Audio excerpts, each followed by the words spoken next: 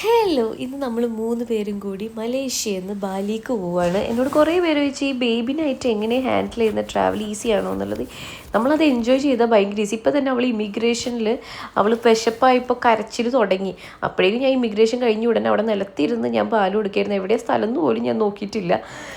ഇപ്പോൾ baby care വരെ നടന്നു പോകുമ്പോഴേക്കും അവൾ നല്ല കരച്ചിലാവും. എനിക്കത് ഒട്ടും എനിക്കിഷ്ടമല്ല അവൾ ഇങ്ങനെ കരയുന്നത്.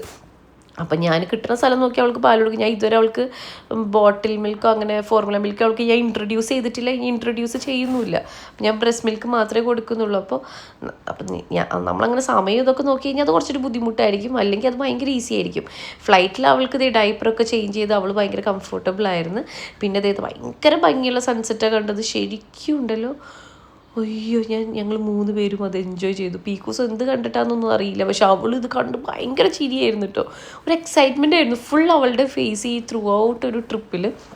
ഒരു കുഞ്ഞി ഫ്രണ്ടും കൂടി മുന്നിലുണ്ടായിരുന്നു. ആ കുഞ്ഞിനായിട്ട് ഇടയ്ക്കിടയ്ക്ക് കളിക്കുന്നുണ്ടായിരുന്നു. അങ്ങനെ നമ്മൾ ഹോട്ടലിലെത്തി. ബാലിയിലത്തെ മാരിയറ്റിലാണ് നമ്മൾ താമസിച്ചിരുന്നത്. അപ്പോൾ നല്ല നല്ല നല്ല ക്യൂട്ടായിട്ടാണ് അവർ വെൽക്കം ചെയ്തത്. പിന്നെ നല്ല ഫുഡായിരുന്നു.